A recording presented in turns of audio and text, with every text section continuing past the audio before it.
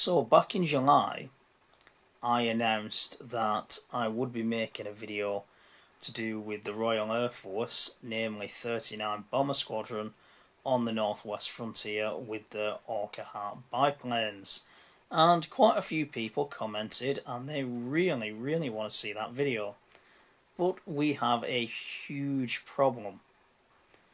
Well, I can find a few photos of the aircraft. I actually have a very small collection of 1930s photos to do with the Northwest Frontier, so that bit isn't really a problem. But what is a problem is there's 6 chapters to this story, and if you go online and look up the Northwest Frontier 1930s, there's virtually nothing there, as in photos or even newsreels, because even Pathé News didn't visit the Northwest Frontier, so I'm really surprised about that. So the problem is, well, you don't want a blank video with a voiceover, do you? So I'll have to improvise. So not all the photos will be from the Northwest Frontier, and I really don't want to do that. So I'm thinking, how about I do my very best to do some sketches? Yeah, you did hear that right. So I'm not good at drawing biplanes, I will admit, but I'm sure we can gather enough photographs to do with the biplanes, the bombs, the houses, the tribes. You know, I can see what I can do with sketching. Some of them will be quick, some of them will be small sketches, but I'm sure we can get it on the video. It's going to take me a few weeks, of course. There is also footage from a DVD that I have to do with the Royal Air Force in the 1930s. There is probably 10 minutes of footage of Orca Harts flying over the Northwest Frontier. So if that's on YouTube, then I can see about screen recording that. Obviously put the channel name on screen so you can watch the full video if you wanted to, and then use that footage. Hopefully not over and over again, but if that's the only footage that I can actually get, then so be it. My biggest problem is the photographs. Bircham Newton, the airfield, I'm sure I can get photographs of that. The dummy bombs, I have got photographs of them, but it's combining all this together, plus the transport ship. Well, don't worry about that, because the MV Nassava, I have photos in my collection, so there's no problem about that. We can even colorise them if need be. And I hope I'm pronouncing this right, May 1935, the Bashiong earthquake. I also have the hut on the race course. I don't know if it was a commentary hut or something to do with the stewards, but I've actually got a black and white photo of that, and it is almost destroyed. You can tell what it is, but like I say, it was a massive earthquake, and I believe it killed around, I think it was 60 to 80,000 people, including many RAF personnel and their families. So I can maybe even draw, you know, the hangars, because a lot of them collapsed on the adjacent airfields. Kohat, that was just a small strip, nothing much there, to be honest.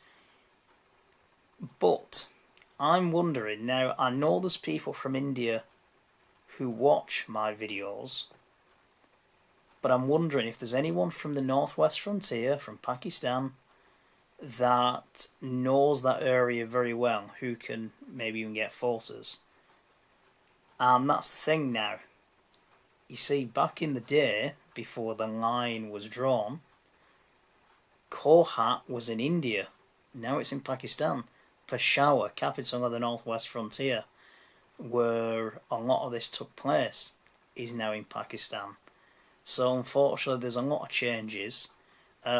I can get hold of photographs of 1930s military wagons on the frontier, and you know me, I'm never one to pass up an opportunity to do with all photos to do with the 1930s military lorry. But on this occasion, it doesn't really match what we're talking about, does it? So that's a shame. I have scoured a few books. I can come up with probably about 5-6 photographs of the frontier, of aircraft flying over the frontier. But for 6 episodes, it's still not enough. So I really don't know what to do. And there's a lot of people who really want to watch these videos. 39 Squadron was disbanded, unfortunately, last year. And it's my favourite squadron, or was my favourite squadron in the Royal Air Force. So I really want to get this video done, or this short series done, should I say. It's just a shame that I'm limited because of the photographs, so I really don't know what to do. And that's another episode of the news done with. I'll see you another time, and hopefully by then I'll have come up with an answer, or somebody else will. Let's see what happens, I guess. So in 1928, when the squadron left Bircham Newton, there was flying Westland Wappities, or Wappits. I think they were called Wappities, because I think the tank's the Wappit, isn't it, the Vickers? Anyway, in 1931, then they transferred to the Orca Heart. And did you know, Drigg Road, where they actually assembled the Hearts after getting them out of the crates, is still an Air Force base today. And I believe it's across the road from the Pakistan Air Force Museum. How cool is that? Even better, they have the 4 original billet blocks still in place. To be honest, looking on Google Earth, the only thing that's changed is the apron. It's obviously got a lot bigger, but that's about it. And Drigg Road, and this is the exciting part, I bet you can't guess who worked there during 1922. A man called Shaw. That was his assumed name. So who was Mr. Shaw?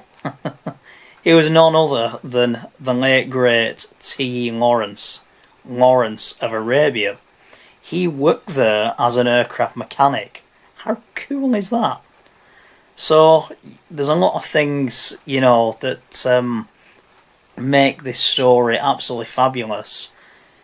But of course, I know what the rules are, you know, about taking photos doing military bases. I get that.